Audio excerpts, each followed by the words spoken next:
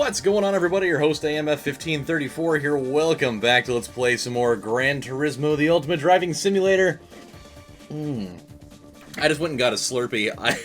I really kind of wish that I hadn't done it now, even though it is absolutely delicious, because I got the Jolly Rancher watermelon flavor with the wild cherry flavor to go kind of in the middle with like a flavor injection sort of thing.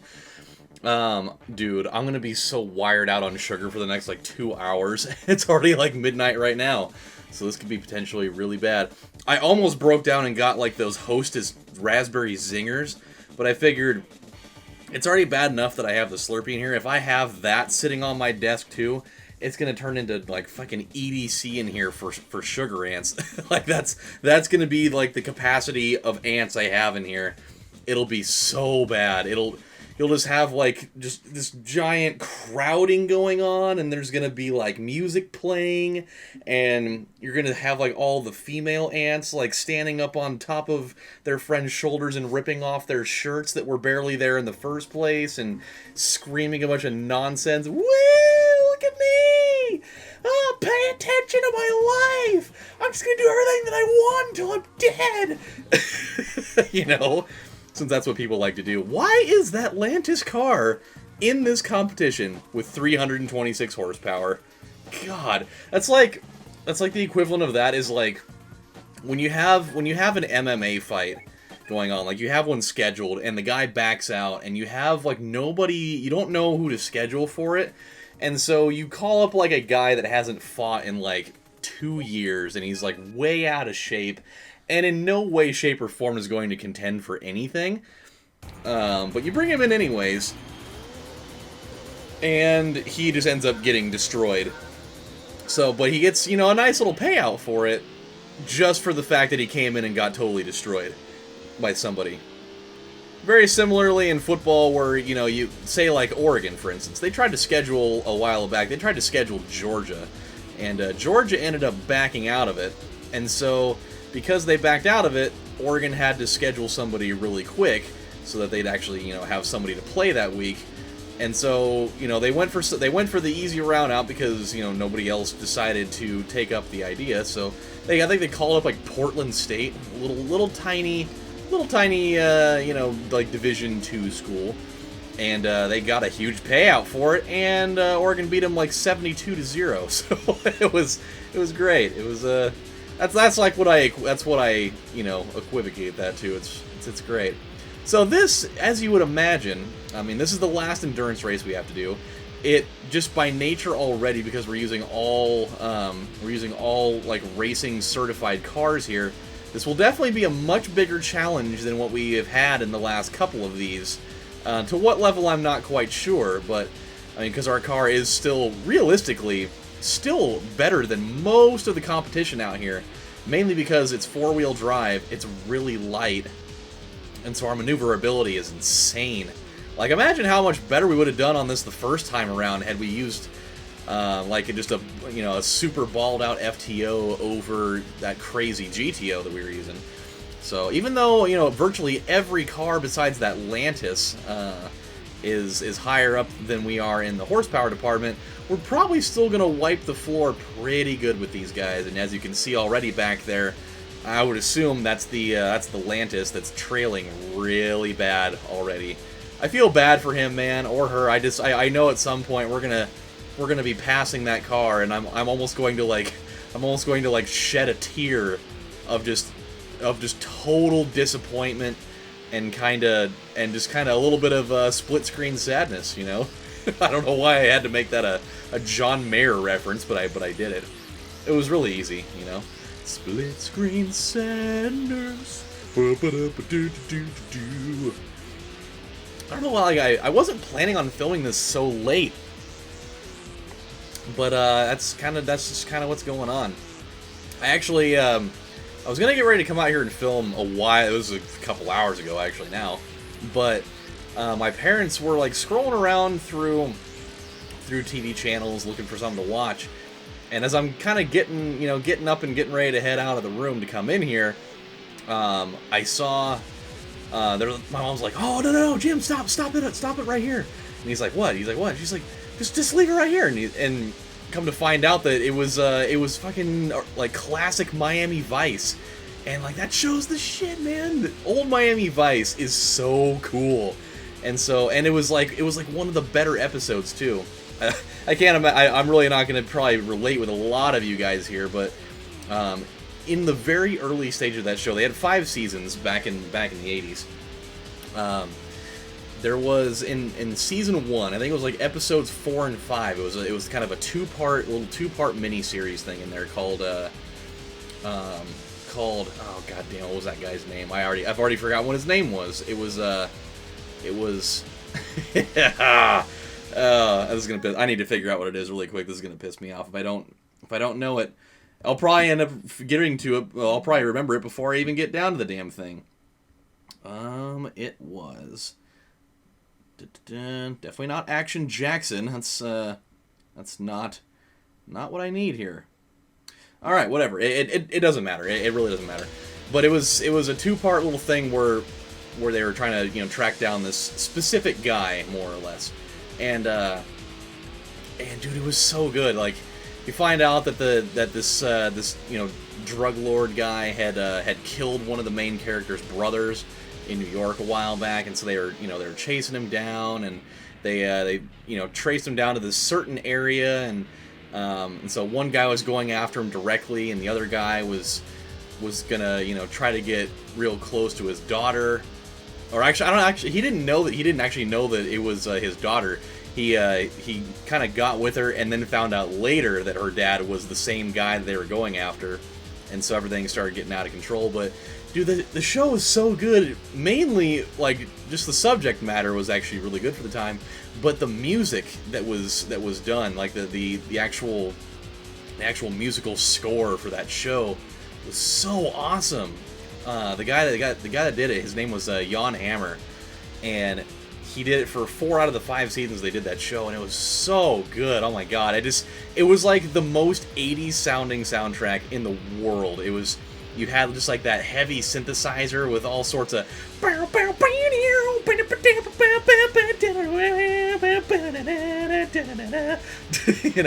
just like that really kind of heavy, kind of sort of like Grand Theft Auto Vice City type of, like, that's literally the same exact sound, more or less. Like, that's pretty much what they modeled it after, really.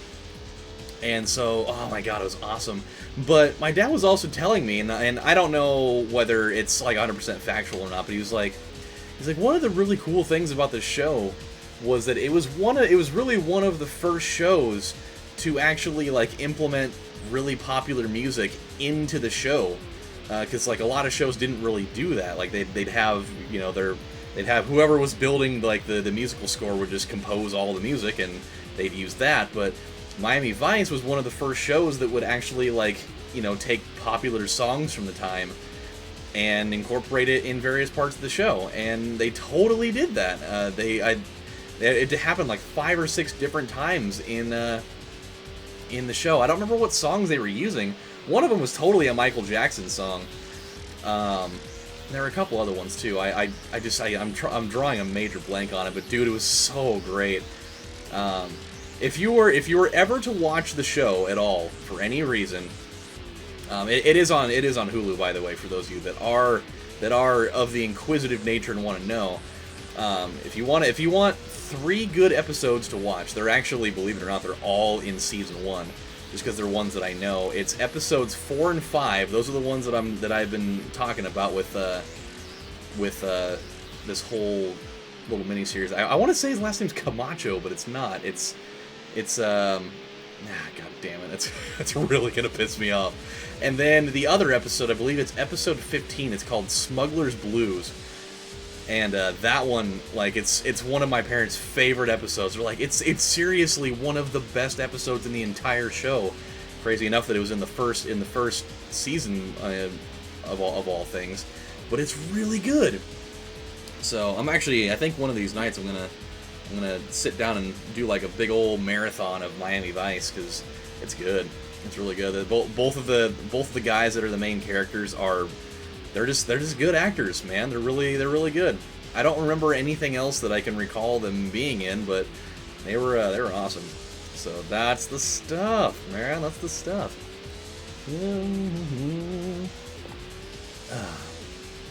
I'm also really excited. Really excited that my capture device didn't end up breaking down today.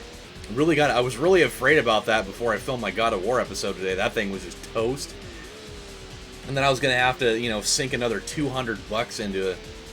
Maybe like another PVR, maybe like one of those Elgato capture devices. I hear really good things about those. I know a number of people, both on YouTube and just personally, that have been using that one, and it really does seem to pump out some really good quality, some really good quality stuff. But I've used my PVR so much that I'm really familiar with the software and just the way that it's used. I like it. I really like it. I also just like the look of them too. Like, I think the Elgatos are actually really, really small, and so it's kind of a weird looking thing. There we go. I've had that hangnail for hours. Oh boy. Oh boy. Oh god. Okay. Oh, okay. Well, I was at 7-Eleven earlier too, and while I was there, after I got when I got my Slurpee and I was getting ready to go into line, I was trying to think of like another little quick snack that I was gonna take with me, and I started kind of mulling around through all the different things they have. I was like, do I want to go with like maybe one of their Big Bite hot dogs, or one of their little like taquito rolls, or those weird ass like terrible bastard nachos that are in there, all of which any one of those things would give me just absolutely just brain exploding diarrhea. Like, the diarrhea would have so much force that it would actually cause my brain to just explode. It would actually like morph into a pack of C4, because C4 comes in packs. not just in single charges. It actually comes in like a Costco 24 pack. But it would just morph it into that, and it would blow up from the amount of effort I had to, toss into it, more or less. So I was thinking about getting those, and then I was like, well, no, maybe not that, but maybe like a bag of chips or something. And I go and look over there, and they definitely had this deal. It was 2 for $4 on bags of Pirate's Booty, which is that. If you don't know what that is, it's like this kind of puffed white cheddar, not necessarily like popcorn kind of thing. They almost remind me of like off-brand like Cheeto puffs, but they're all like swirly and curly and like extra puffed. Like, they're crazy good, but they almost have the same effect in your mouth if you eat enough of them, as like this. It's the same feeling that you get where your mouth gets super raw, like after you have a couple bowls of Captain Crunch, like the original one. It just feels like the inside of your mouth is just absolutely raw to the bone. and like I definitely picked up both bags. I was on the verge of doing it. I was like, these do sound pretty good, and I kind of want to do it. But then I thought of that episode of American Dad, the one where he wants to have stand time, where he doesn't want to go to bed at night, and so like Stan ends up having his time at night where he stays up like all night playing video games, where he's playing like the Beet Farmer one or whatever, or like Radish Farming or whatever the hell it is, where he goes to the championship thing and it's at like a pizza palace against like a bunch of 9-year-olds or whatever. And then Francine starts doing like the marine biology and oceanography stuff, where she ends up finding like the colossal squid thing. And like, I remember in that episode, it was just like this really quick kind of like, oh my god, parallel. Like, he's sitting there just totally gaming out, and he's been doing it for hours, and like Haley ends up walking into the room, and she's like, Dad, you need to eat something. He's like, I got Pirate's Booty. you gotta come out of there at some point. He's like, oh, I got Pirate's Booty. And there's like 16 or 17 bags of it just strewn all over the floor. Like, I was like, man, I can't be going Stan Smith status on this gaming run right now. I just can't do it. The Slurpee's already going to be bad enough because I'm going to be wired for sound for at least like another 2 hours. But I cannot in all likelihood bring myself to the point where that ends up being something that happens. So, by the way, I mean, I know that I'm doing fairly well here, but we are just ripping these guys apart. It's so crazy. This may be like one of the most overpowered cars in this game. Like, I feel like if the tracks that, you know, when we did the Mega Speed trophy, this will be our final lap, by the way, before we call it a night.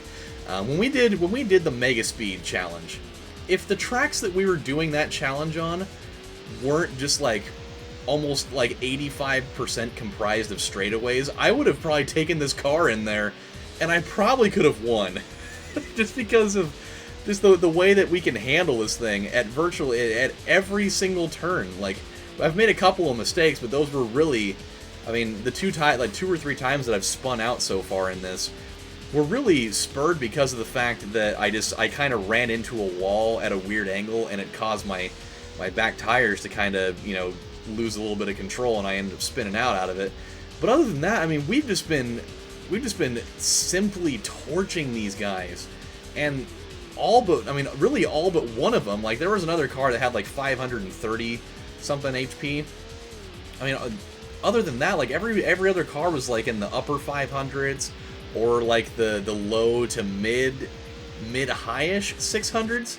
Because that Toyota Supra that's in there, like, that car's got a lot more horsepower than we do, but I mean, it doesn't even make any difference whatsoever, because our acceleration is just so much better due to, you know, being a four-wheel drive car. Just like the grip from our tires is really giving us that extra propulsion that we need here. And, you know, the lightweight nature of this car really helps in virtually every stage of this. It's so great.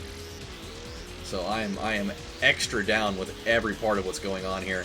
When we come back on the next episode of Let's Play Gran Turismo, the Ultimate Driving Simulator, as we take on the final stretch of Endurance Race Mania, we are probably going to have to hit the pits here pretty soon. I mean, we're pretty much already 1/3 of the way done with this thing, so in order to keep things running at the highest pace possible, we are going to have to get another fresh pair of tires slapped on there. So, for now, this is your host, AMF1534, saying thank you guys for watching. If you get the chance, definitely check out Miami Vice. Such a cool show. It is the most 80s thing on the planet. So rad. So, you guys take care. I'll see you next time. Bye, guys.